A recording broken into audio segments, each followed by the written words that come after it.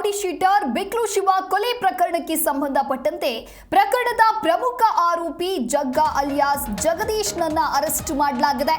ಕೊಲೆ ಬಳಿಕ ವಿದೇಶಗಳಲ್ಲಿ ಆತ ತಲೆಮರೆಸಿಕೊಂಡಿದ್ದ. ಎ1 ಆರೋಪಿ ಜಗ್ಗನಿಗಾಗಿ ಸಿಐಡಿ ಬಹಳಷ್ಟು ಹುಡುಕಾಟವನ್ನ ನಡೆಸಿತ್ತು. 1 ತಿಂಗಳ ನಂತರ ಜಗ್ಗನನ್ನ ಖಾಕಿ ಪಡೆ ಕೊನೆಗೂ ಬಂಧಿಸಿದೆ.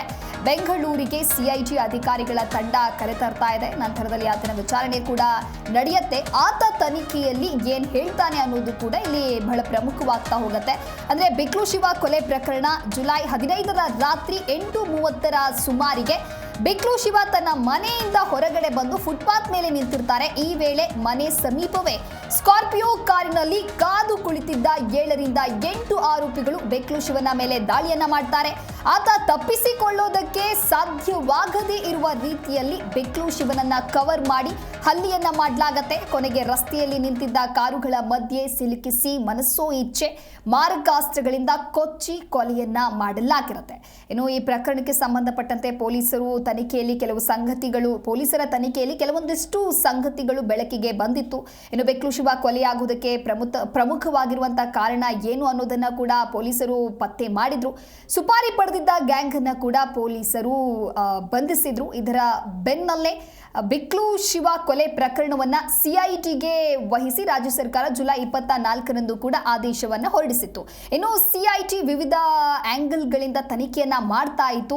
ಈ ಬೆನ್ನಲ್ಲೇ ಕೊಲೆಯ ಬಳಿಕ ವಿದೇಶದಲ್ಲಿ ತಲೆಮರೆಸಿಕೊಂಡಿದ್ದ ಜಗ್ಗನನ್ನ ಇದೀಗ ಸಿಐಡಿ ಅಧಿಕಾರಿಗಳು ಬಂಧಿಸಿದ್ದಾರೆ ಅನ್ನೋದು ಕೂಡ ಗೊತ್ತಾಗ್ತಾ ಇದೆ. 1 ತಿಂಗಳ ನಂತರ ಜಗ್ಗನನ್ನ ಖಾಕಿ ಪಡೆ ಬಂಧಿಸಿದೆ.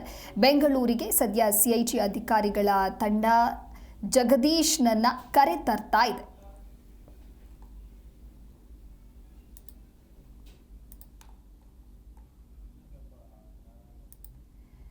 ಹಲಸೂರು ರೌಡಿ ಶೀಟರ್ ಬಿಕ್ಲು ಶಿವ ಕೊಲೆ ಪ್ರಕರಣ ಸಾಕಷ್ಟು ಸಂಚಲನಕ್ಕೆ ಕಾರಣವಾಗಿತ್ತು.